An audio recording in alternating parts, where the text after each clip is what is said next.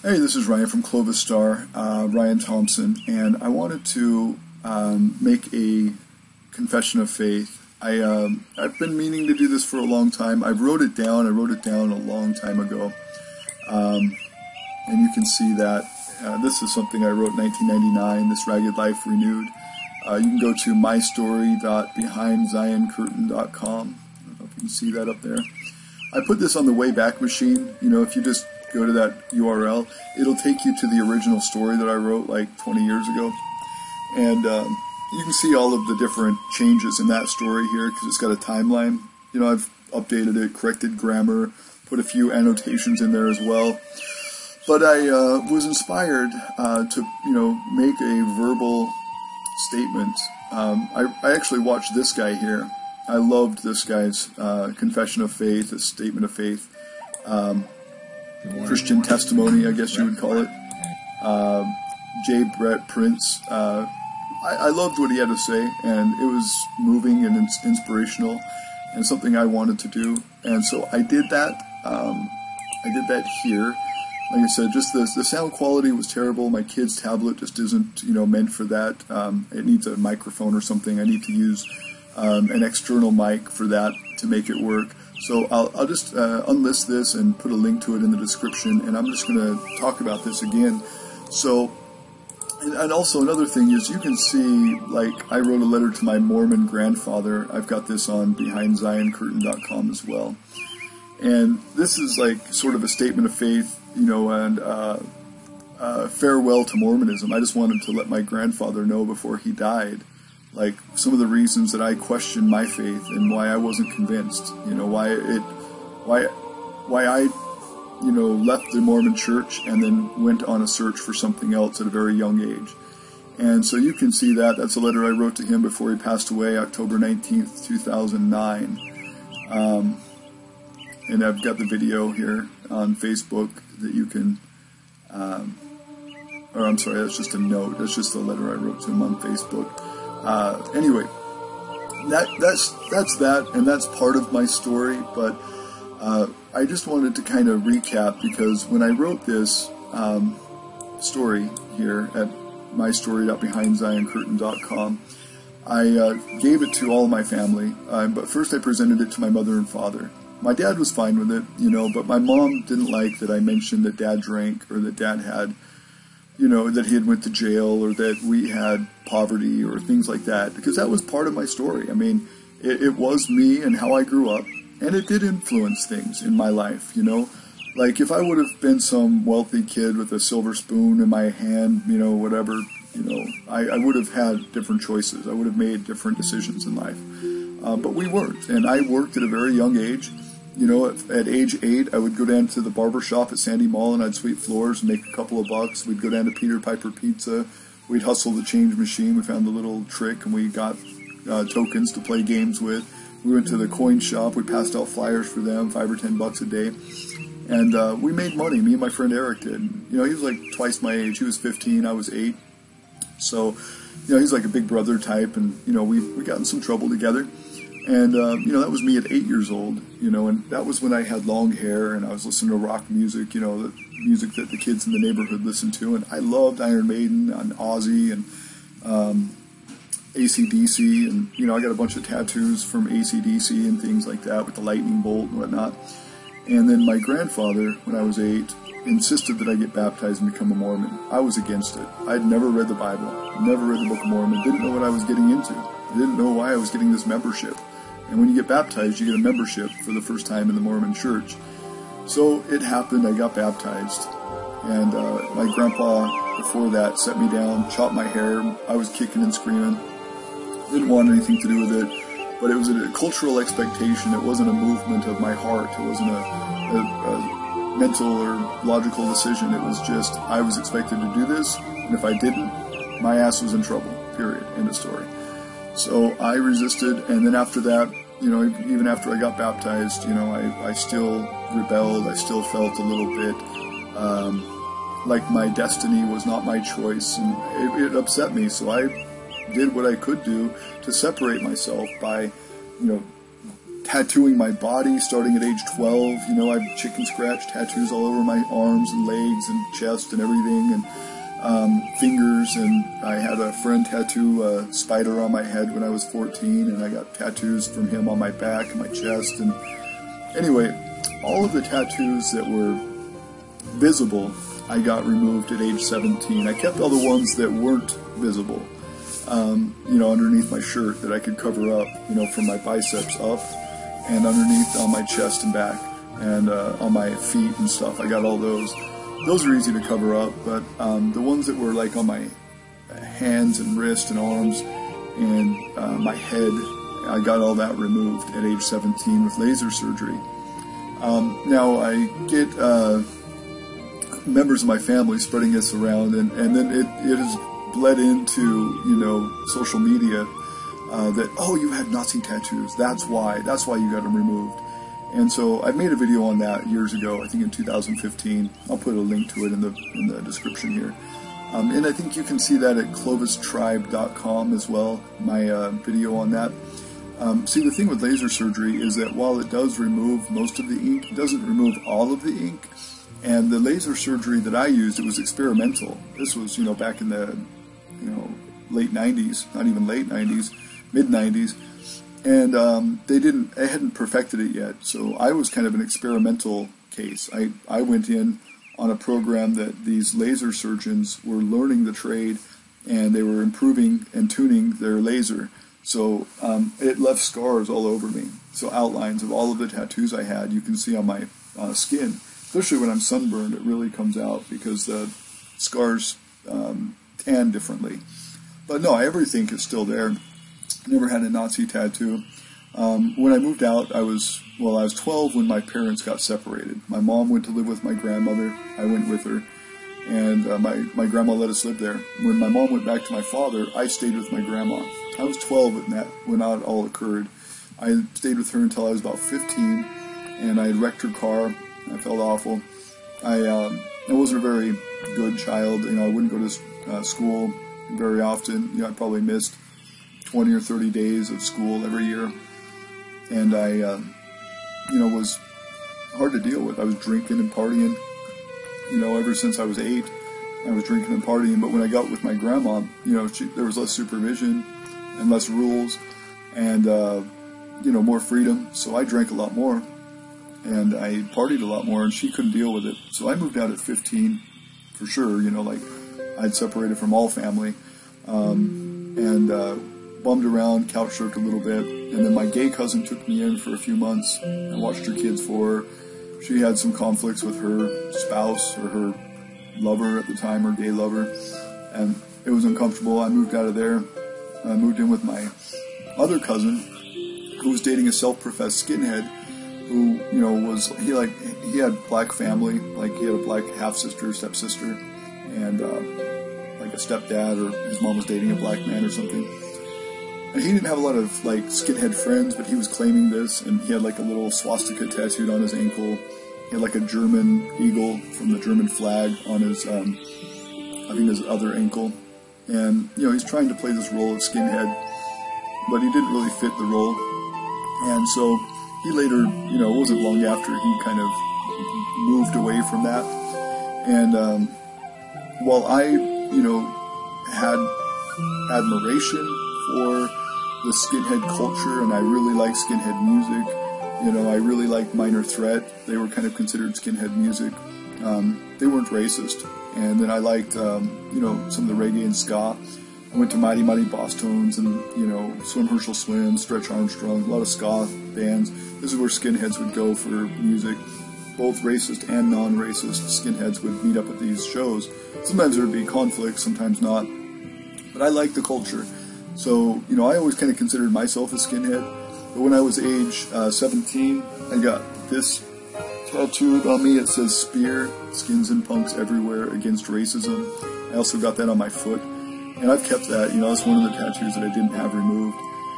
But I made a stand against racism. People were confusing, "Oh, you're a skinhead, you must be this." You know, no, I'm not. I'm anti-racist.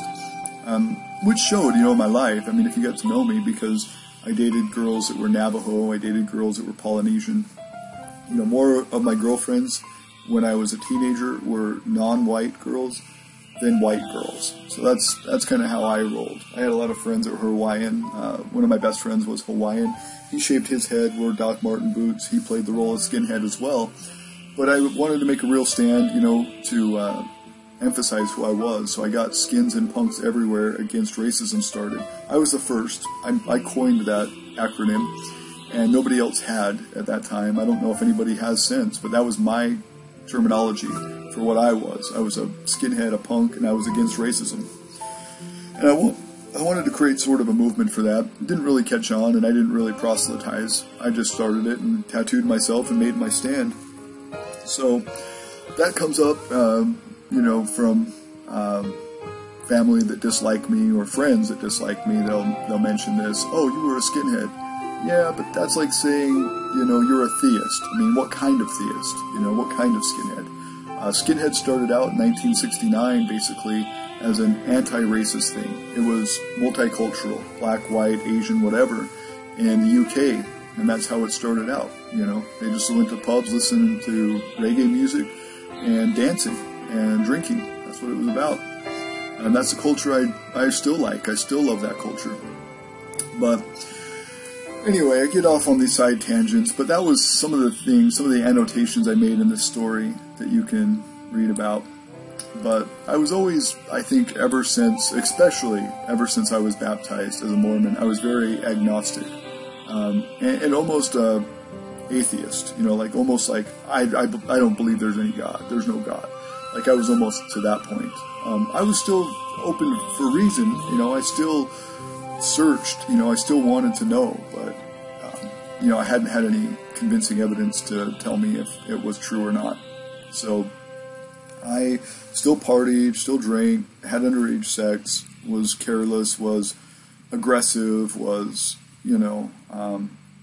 and as I spoke about in my last video that I'm going to replace this one with, I would get on drugs or alcohol and scream verbal abuse at my family. That wasn't uncommon for my family. They screamed verbal abuse at each other. I mean, I've got my grandma and I recorded in conversations about our history and our family. And she, recalls times where my dad and my mom fought violently, physically violently, and they always screamed verbal abuse at each other. So it wasn't abnormal for me or for my family to do that. All of us did. But the point is that, I was out of control. I wasn't in control, and I didn't have a filter. And I said things that I regret. Horrible things, just, and so to clarify this is another point that comes up, is that now my mom, as she has with many people, said that I was violent with her, like physically, and that wasn't true. My sister also has said this. That wasn't true. I'll state that for the record. I'll own a lot of my stuff. I was a bad child. I was a bad person. I wasn't like, a righteous, stand-up, noble guy. But I never hit a woman in my life. Never, ever hit a woman in my life. I've been married to my wife for 15 years. Never rose a hand to her. Spanked my kids at a total of maybe 3 times in their life. I'm not a violent person. If violence comes to me, I'll take care of violence, with violence. But typically, if there was any altercation, it was me holding my mom off of me when she was trying to attack me. But regardless, and this is, in the past, water under the bridge, but it's just things that comes up because I wrote this testimony. There are scriptures in the Bible that you'll see, and it talks about how, Satan will really attempt to come at you and take you down. The more faithful you are, the more evangelistic you are, the more you make yourself known as a Christian, the more the world will hate you. And that, he said that to his apostles many times. I'll put some of the scriptures as an annotation here on this video about that. But it's true.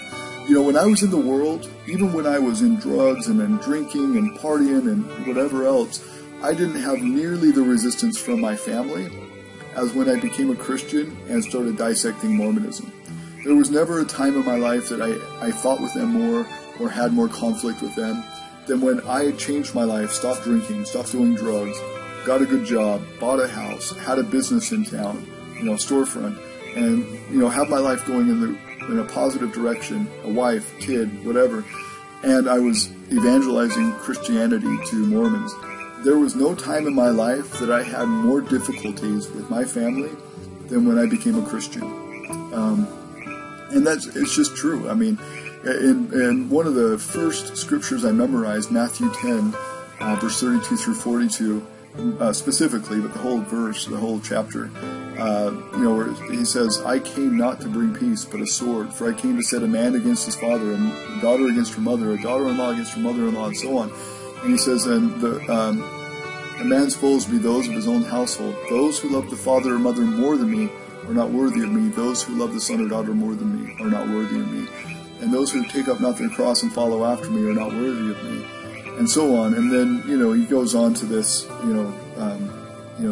those who receive a righteous man in the name of a righteous man will receive a righteous man's reward. Those who receive a, and on and on. It's a great chapter. And, it's not that, that Jesus wanted people fighting, but people that put their life before God is what he was getting at, is that, the things that you feel comfortable with, the life that you adore in your own world, that, you put before God, is what I have came to dismantle. And so, not that he wanted that to be a permanent, okay, you will never talk to your mother or father again, blah, blah, blah, I'm going to make you guys enemies, but it was just that he wanted to let us know the focus, should be service to God, not service to man, or not, priorities above God, that he wanted faith in him to be the priority for a righteous reunion with him. And then all the other stuff comes secondary if you can make it work. Sometimes it doesn't work out. And, even in Christ's ministry, I remember, was it Mark 15? I've got to go back. I think it might be Mark 18. But I'll put those scriptures here where, Jesus' mother and brother came to him, and, the apostles were having a meeting with Jesus, and one of the apostles came to Jesus and said, your mother and brother are waiting without, outside the house. Shall we let them come in? And Jesus, to make a point, said, who is my mother? Who is my brother? It is you, those who who have faith in God, those who are God's kingdom, are my mother, my brother, the apostles. So he was, neglecting to see his mother and brother to make a point that they were not his family. God's family was his family. The people in, the people that were in the church of God were his family. We are born in this physical, secular, tangible realm, but there's a spiritual realm that is separate from that, and that's what his point was. There's a lot of scriptures like that really, spoke to me when I found Christ, when I was, in my search, and like you even look in the kingdom of God and different relationships where there was one that was, is it Matthew 18? I gotta put these scriptures on later. I'll find them. But he was saying, when your brother sins against you, what shall you do? First you go with him alone and tell him his fault. If he does not apologize, if he does not repent, then take another with you, because in the eyes of two or more witnesses, every word can be established. That if he still does not repent, then take him before the congregation and tell him his faults. If he still does not repent, treat him as a publican or as a sinner. Expose this. Don't just allow it to continue, but deal with it appropriately. And big reason for that is so that rumors and lies don't spread. And those things are destructive. And if they still won't repent, if they're still got a defiant heart, and they're going to continue to lie on you or hurt you or come at you with abuse, then you've got to set it straight. You've got to put the record straight. And part of that was this story that I made too, that I put it straight, if it was up to my parents at the time, my mom especially, my dad would own his own, shortcomings. He wasn't shy to admit that he had a problem, drink and drugs, and not so much drugs, but, alcohol is a drug. So, he had a major problem with that.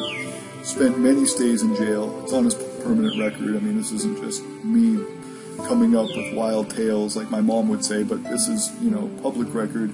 He went to jail 3 times in his life that I've been able to find for drunk driving, car accidents while drinking, and then once for a felony for some sort of a real estate fraud thing. And I talked about that in my last video, so I'm not going to go into it too much. But, if it was to, come from my mother's lips, it would be, oh, we had a perfect family, everything was wonderful, and then Ryan came along. I mean, I swear to God, this isn't just me making this up. I mean, this is something I've dealt with for a lot of years. And I found it all over the internet and documented it, the slander that I've dealt with. So I posted this, and I owned everything that I felt sorry for, that I felt repentive of. The drugs, the violence, the, verbal abuse, out of control, the hanging out with the skinheads, my cousin's boyfriend anyway, traveling around, being homeless, doing more drugs, not having a stable life. That's where I came from.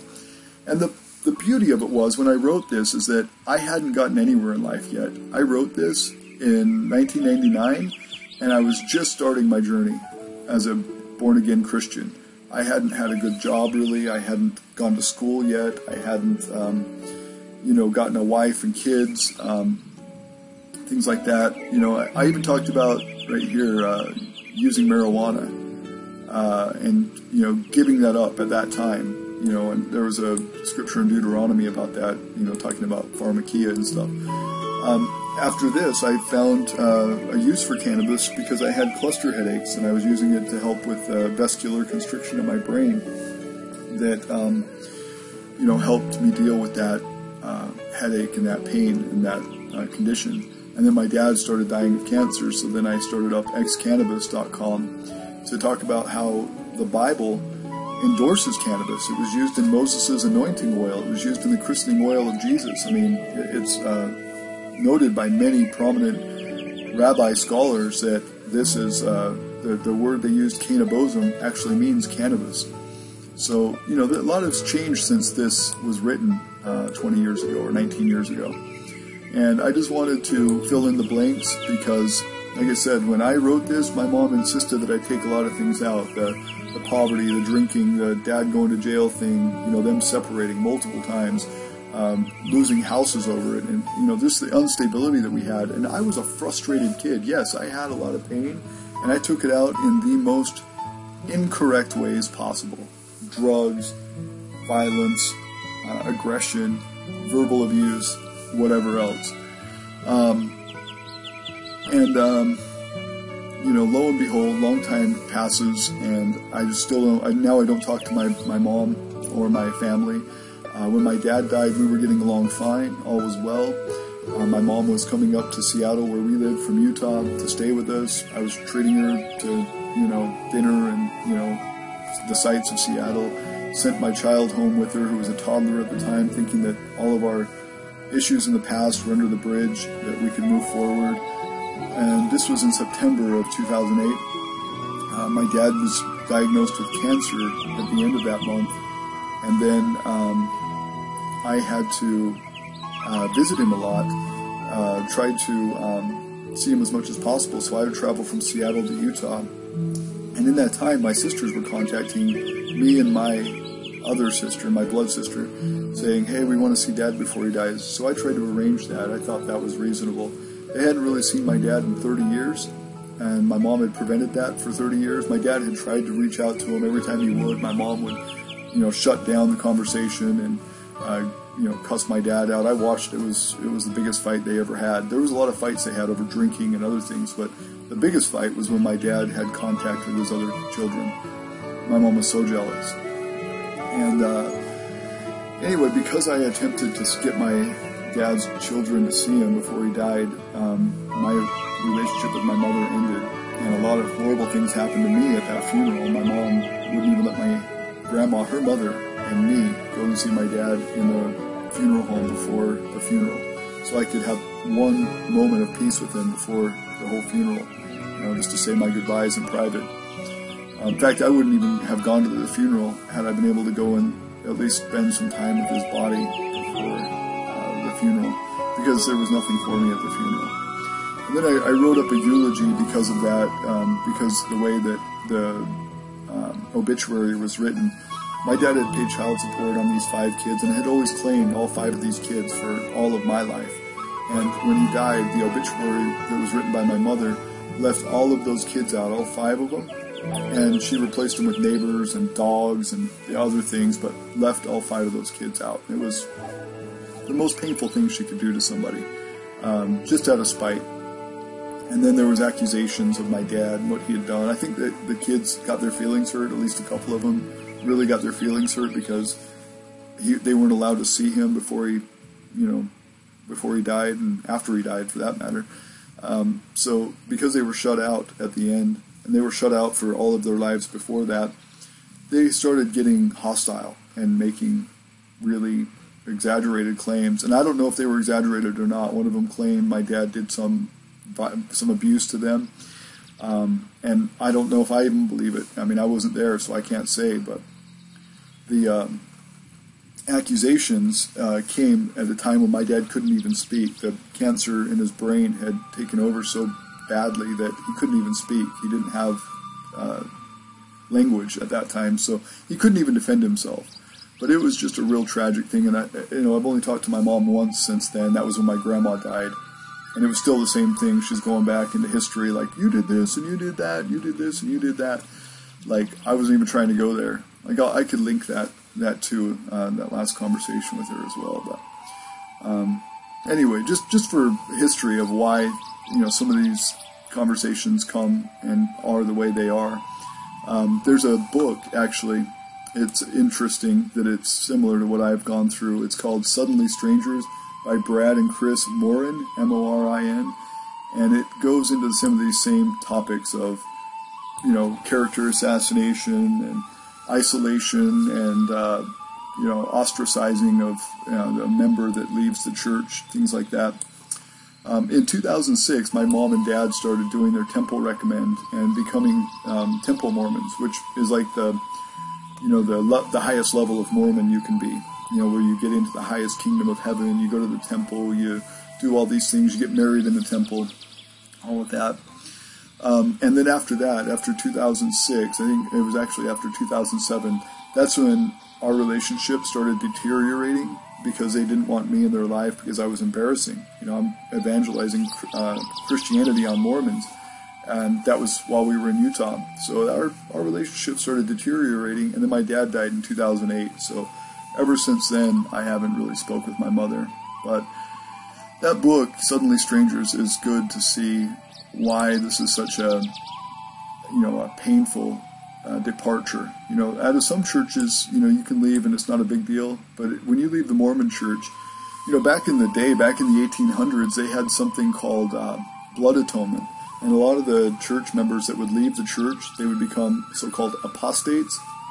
And Brigham Young had this policy of blood atonement that, if a member becomes an apostate, it's better to spill his blood than to let him be damned to hell.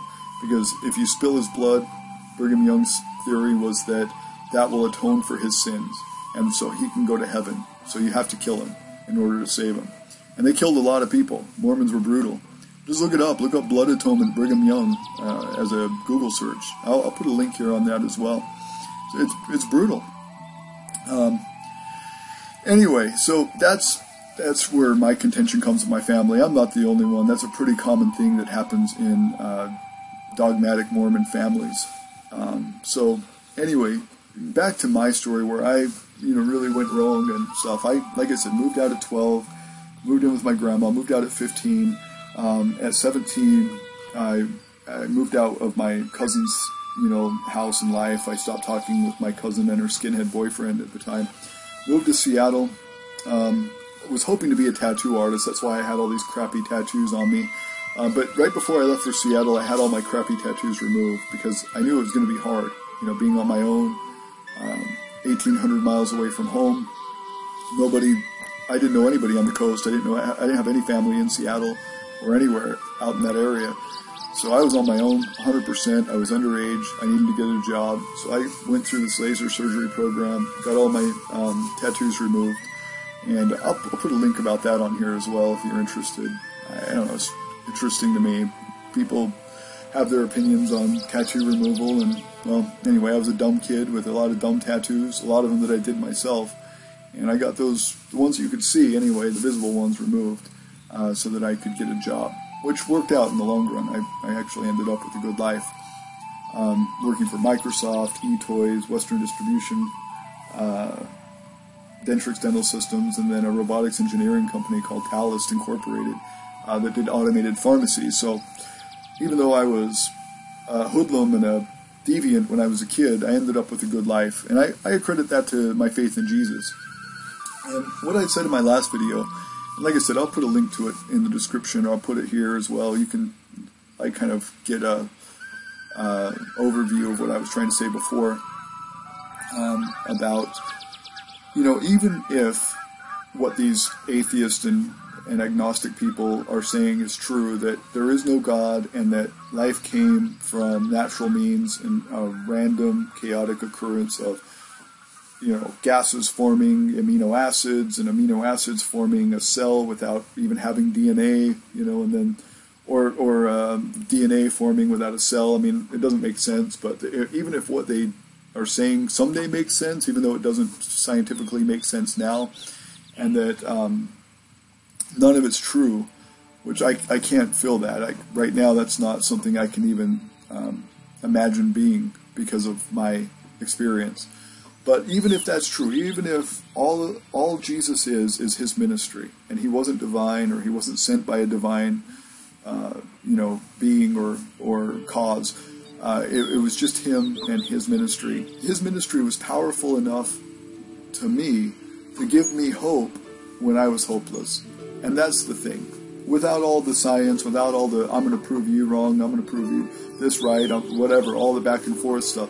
Without all of that, without any of that, Jesus' ministry gave me, somebody who was hopeless, who didn't have family, who didn't have money, who didn't have education, who was alone in the world, homeless for 3 years. I mean, straight homeless. I was couch surfing for about 4 years before I was homeless, like without a home, period. And I was like that for like 3 years. So for 7 years, I was out of my family's lives almost entirely, and homeless for 3 years completely.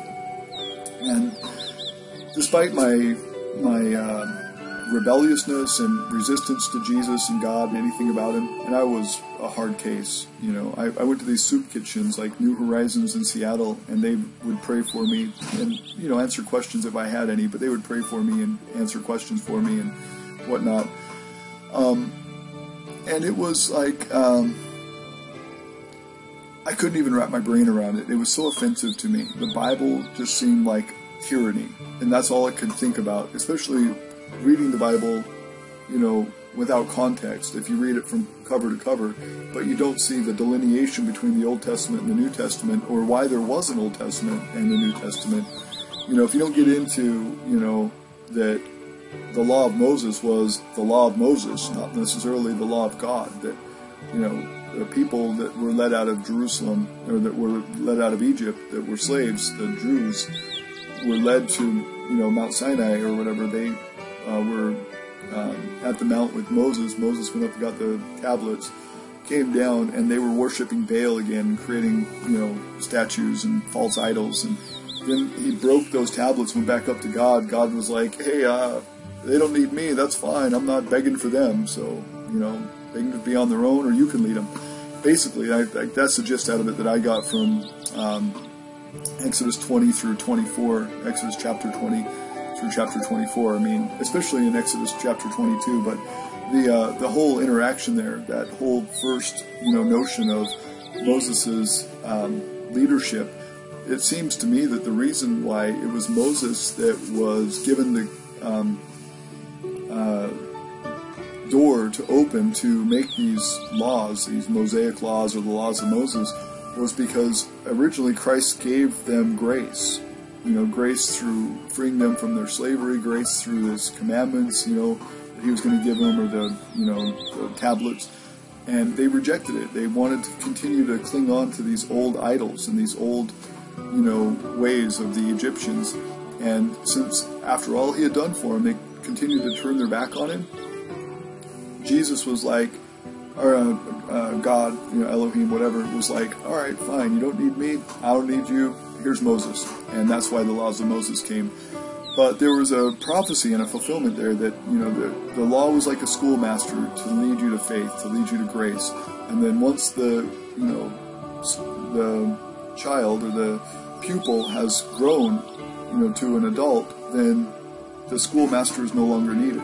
So the laws of Moses were like a schoolmaster, were like a schoolmaster with corporal punishment, maybe like a Catholic school or something, And then once you grow up, you get grace. You become an adult. You choose your own destiny. You have your own free will and your own ability to create your own destiny.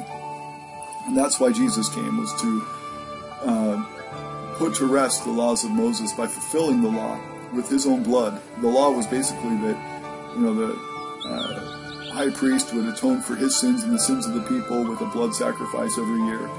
But as it says in Hebrews chapter 7, verse 21, that Christ did it once and for all. That he did it, for everybody who accepts his sacrifice and believes on him. So that doesn't need to continue to be done. That grace has been given permanently.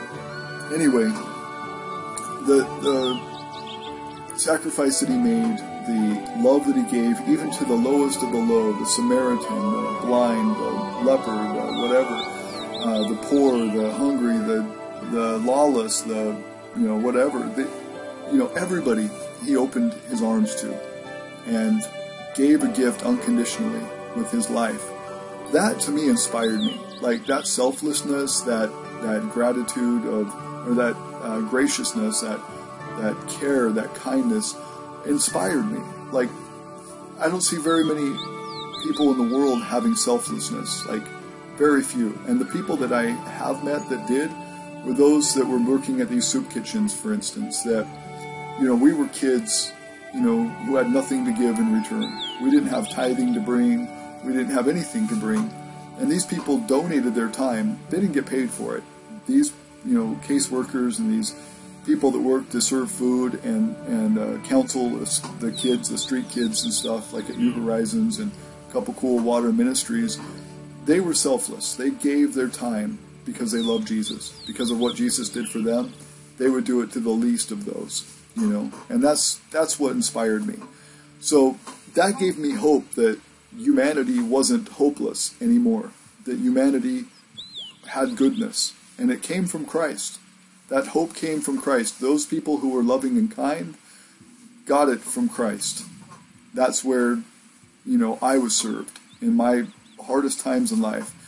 And, you can read more about like the backstory, but, basically I had left Seattle. I'd been traveling all over, up and down the coast, to Minnesota, Arizona, Idaho, Utah, California, everywhere in between, making stops. And then I came to Spokane, and I was dating a girl, a Mormon girl actually, even though I wasn't going to be a Mormon. And we kind of broke it off because I told her parents that I would not marry her daughter in the temple. I wanted nothing to do with the Mormon church. I told her that. I told her family that. And it ended shortly later. And we were pretty serious, so that was hard on me. Anyway, I found a guy who would let me buy a car from him. He was like this druggy dude, but he was nice and kind enough to let me take a car and pay him payments. I took the car broke down. I actually slid off the road, flooded the car trying to get off this ice embankment. The car was flooded, dead, no traction on the tires. Here I am with warrants for my arrest in Utah for marijuana. And my record is all, if you look at my entire record from start to finish, the only thing that I've got is convictions for marijuana, misdemeanor marijuana tickets. But they were serious enough to put me in jail for several months, and I didn't want to go back to jail. And I had no license, no insurance. I didn't own the car. I was borrowing it, but I didn't own it. Didn't have the title. It wasn't my car yet. And I'm on this main road on Highway 2. And at this point, I'm just like, listen, God, if you are who people say you are, And Jesus, if you could reveal yourself to me now would be the time. I need you more than ever. I will believe with all of my heart. And so I started the car. It had almost died too. Like the battery was so weak that it could barely start. Anyway, I cranked it, started up, boom, no problem. First crank. Then I pushed on the gas, got off the ice embankment, no resistance, no problems. Made it home with a sense of peace, was good. Didn't feel like, the nervousness or anything that I'd been feeling anymore. Got to where the car came from, parked it in the driveway, and then it never started again. I came back a couple of days later, wouldn't start. I figured God took it, that was it. This was, divine appointment. So I started hitchhiking again. A couple weeks later, a guy named Nathan Rhodes picks me up, a youth pastor, great guy. Had been through some of the stuff I had been through, homeless, problems with his family, whatever. Became a youth pastor, was a young guy, had some trouble, that I had in my life, drugs and things too. Anyway, he was this guy who I could relate with, and he wanted to disciple me. He wanted to answer questions that I had, and did often. He would take me out to coffee. He would buy it. We were on a pretty, understanding plane of existence. We could understand each other. I could understand him. He could understand me. And I needed some answers to some questions, and he was, kind enough to give me his time. Again, not somebody that would be donating to his church. I had no money. I had nothing to offer. This was just kindness. This was just selflessness. It was really good.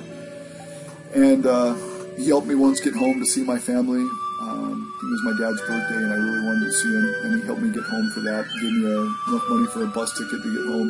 Super sweet guy. Anyway, fast forward a few years, I guess it was about a year later, I turned myself in on my warrants. I went from Seattle, where they wouldn't even extradite me, these were misdemeanors, so I could have been safely in Seattle and avoided the whole thing for years and never worry about it.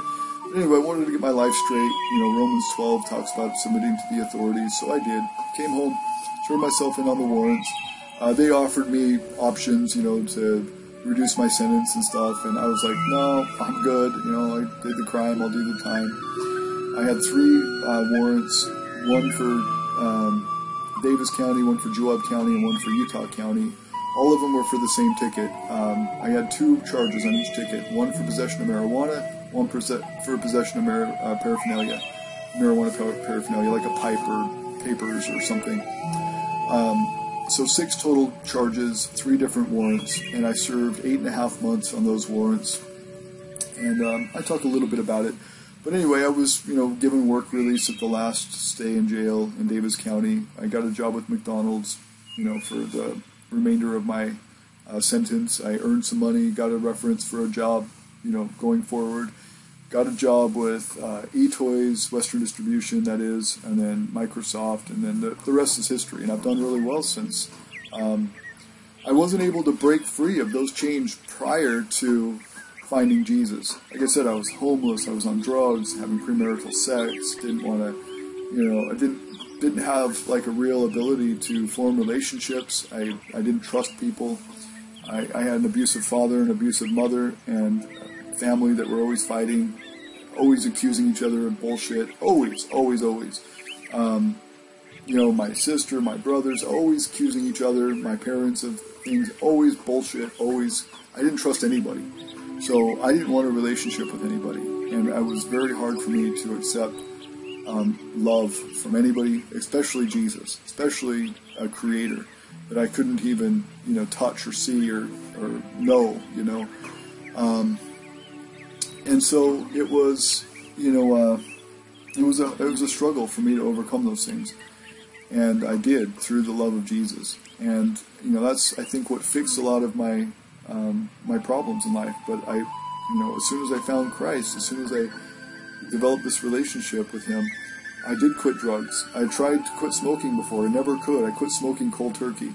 I quit drinking. I quit using acid and marijuana and everything, and I just quit. And sometimes I'd find a random hard drug to use. It wasn't like a common thing, but I would use them, and I quit all that, all of it, cold turkey. I'd smoked from the age of 8 forward, so, at that point it was about 11 years I had smoked consistently. and I quit cold turkey and everything, and I just moved forward with my life. Eventually getting a good job at Microsoft. This is when I met my wife. I was still working for a Microsoft subsidiary, and then I met her. I quit that job and moved away. We wanted to go live on a farm where my dad had a farm in Utah. So we went there, and I quit that job. But we started a great business and doing website design and everything. We had like 90 clients, and we were doing really well. And despite not being able to have a good, solid relationship with a woman before, I was really all tweaked out about my mother and the way she treated my father, the way she treated me. I didn't want that in my life. If that's how women were, I didn't want a thing to do with it. But Christ healed my heart, and I was able to find a good relationship and deal with, a marriage that now we've been going on 15 years, 15 years this October. We've been married. And, we've had some ups and downs. I mean, every couple does, but, we've had the strength to overcome those things, and I think that's something also the Bible teaches me. Like I said, it's not just about like an afterlife or like fear of death or anything. Like, it teaches good sound principles and like prophecy and fulfillment. You can really have faith in the Bible. You look at the prophecy, you look at the fulfillment, and it's amazing how accurate that is and just how God keeps His promises. The sacrifice, the love, the humility, the charity, all that. It's a good system of belief. Even if it's 100% fiction, and I don't think it is. I think men may have interpreted it wrong. We talk about science back and forth on these videos, and men may get things wrong, just like they do with science. Science has evolved for 3,500 years since the beginning of the Bible, and yet science still gets things wrong. And even with like quantum physics and quantum mechanics, you look at Albert Einstein, and this baffled him. He spent 15 years trying to find an alternative theory to explain these things, which a lot of these things, really support biblical claims, especially in Genesis and things, especially like God's time being different from our time, where if you get to the quantum elements of a atom, you get to the smallest parts of the atom, time and matter pretty much stand still. They go away. The concept of time and matter go away. God's time and our time being so much different, this explains a lot of that.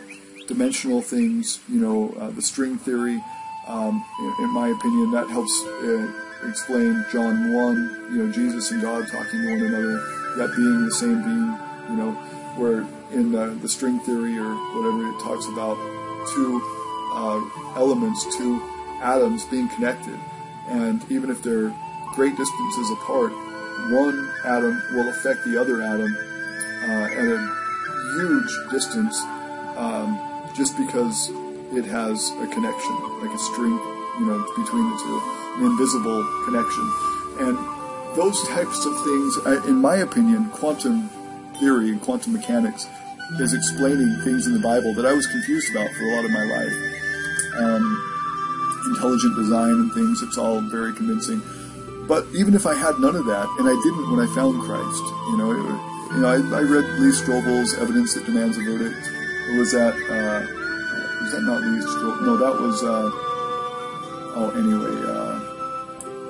now I forget.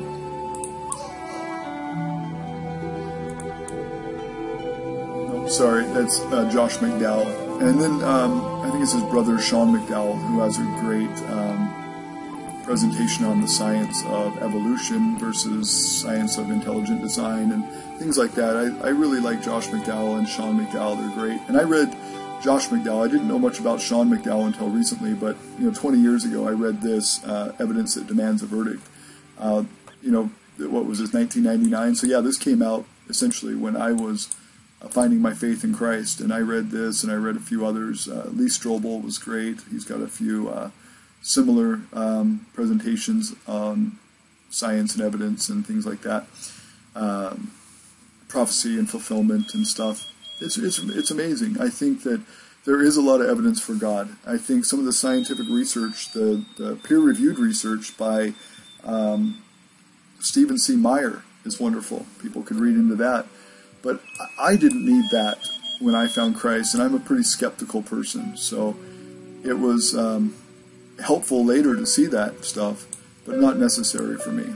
And so that's my faith. That's my story. I hope it inspires people. That's why I've presented this. And that's why, you know, in my biography here, this is sort of my testimony, I guess, as well. But in my biography, I really wanted, you know, it to not be about my past and not to be about family and their struggles between one another and, you know, the infighting or any of that. And so that's why I left 90% of that out. There's some things that I can say now because my dad is dead and it's not going to hurt him, that I can say without, you know, guilt, like without feeling like I've hurt him. It's all true, and, you know, like the drinking and driving that I didn't put in this story, or the stays that he stayed in jail, things like that. That's all public record. That's something that people could easily find if they just looked up. You know, my father, Richard Glenn Thompson, he was born in 1946? I can't remember now. I'd have to look it up. 1940 something anyway. He was 63 when he died in 2008. That's all I know. He was born in September. Anyway, but yeah, no, that's just things that, you know, whether my mom would say they're true or false, she used to claim they were false. In fact, most of my life I grew up for 30 some odd years not knowing my dad spent time in prison. It's just something they didn't want us to know. While I was alive when this happened, you know, when he got busted on some real estate scam or something, and he went to prison for it. I wasn't ever told that. I was told he went out on a business trip for several months, and I just thought Daddy was gone on business. So, you know, these things I can prove. It doesn't matter if I do or not, but I'm just kind of filling in some of the blanks here. It's not about any of that. It's the fact that I went from being a broken and shattered person that couldn't trust, that couldn't love, that couldn't, you know, hold down a job, that, you know, was having struggles with relationships in all ways and shapes and forms, to somebody who I believe has been strengthened by God and His hope and His message and His ministry. And I believe the Bible has a lot of great things to offer, whether it's fiction or whether it's true, 100%, or whether it's 50% true or whatever. You decide. You know, it's fallible men that wrote complex theories that were created or given by a complex being, a complex entity, and they were trying to relay it to simple people. I don't think everything was translated correctly. Maybe it was, maybe it wasn't. I've read other alternative manuscripts from, besides the Romans, you know, what they gave, and like what you see in the King James Version. You look at the Gnostic writings, which are fascinating. They were written in the 1st and 2nd century, and we have those original manuscripts.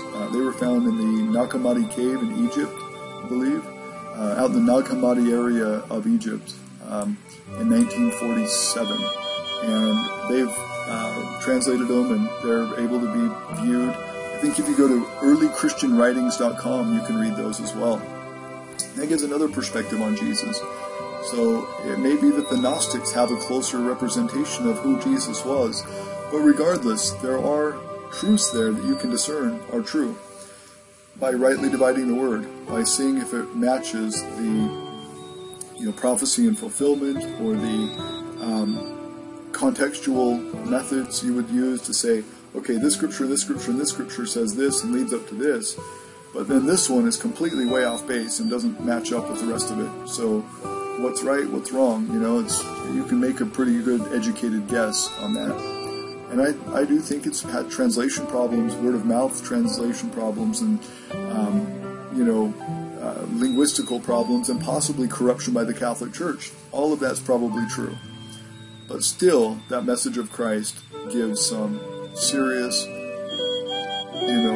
philosophy and moral correction and a good system to live your life. I found hope in his message and his sacrifice and his love, and that's what changed my life. So I hope that was good. better than the last one where I was rambling and you couldn't even hear what I was saying. Last video, like I said, was done on my daughter's tablet that she recently got, and it was a first video I've ever made, and it was a terrible one. So I'll leave it up, but I'll just make it, what is it called? Unlisted, sorry. I got to that here. I'm just going to make this one unlisted because while it says everything I want it to say, I didn't really get the message through very well. So this is a replacement video for this one here. You can see that this is the URL. Let me get that in the view here. This is the URL for it if you're interested. But this video that I'm making now will replace this one. And I didn't do the greatest job. I don't use a script when I make these videos. I just do it freestyle. So anyway, take it for what it is. If you enjoyed it, please give it a thumbs up, like there, and please subscribe to my channel. Thanks, this is Ryan.